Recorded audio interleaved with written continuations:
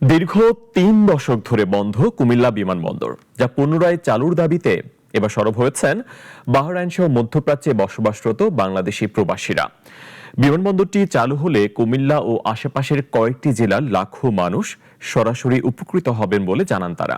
Bahrain থেকে মোহাম্মদ মিটনের প্রতিবেদন, জানাচ্ছেন মোস্তফা কামাল তোহা। ঝোপঝাড়ে রানওয়ে আর চারপাশে নীরবতা।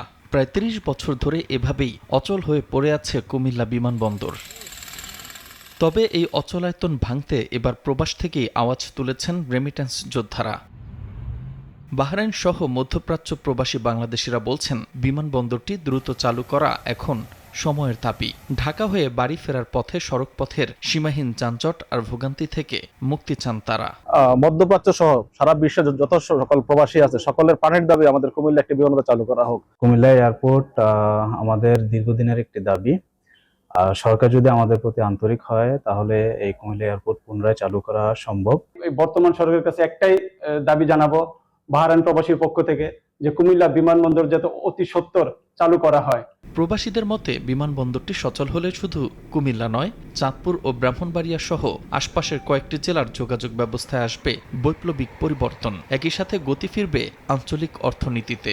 আমি একজন প্রবাসী হিসাবে, আমি একজন রেমিটেন্স হিসাবে কুমিল্লাকে ইন্টারন্যাশনাল আন্তর্জাতিক এয়ারপোর্ট হিসেবে দাবি জানাচ্ছি বাংলাদেশ সরকারের কাছে। যখন আমরা ঢাকা বিমানবন্দর দিয়ে যাতায়াত করি, আমাদের যাতায়াত ব্যবস্থা খুবই নাজেহাল। সেজন্য কুমিল্লা বিমানবন্দর চালু হলে আমাদের জন্য সহজতর হবে এবং আমাদের সময় অনেক কমে আসবে। দক্ষিণ পূর্বাঞ্চলের লাখো মানুষের দীর্ঘদিনের ভোগান্তি দূর করতে এবং প্রবাসীদের রাষ্ট্রীয় সম্মান ও স্বস্তি দিতে সংশ্লিষ্ট কর্তৃপক্ষ দ্রুত এই বিমানবন্দরটি সচল করবে, এমনটাই প্রত্যাশা মধ্যপ্রাচ্য প্রবাসীদের।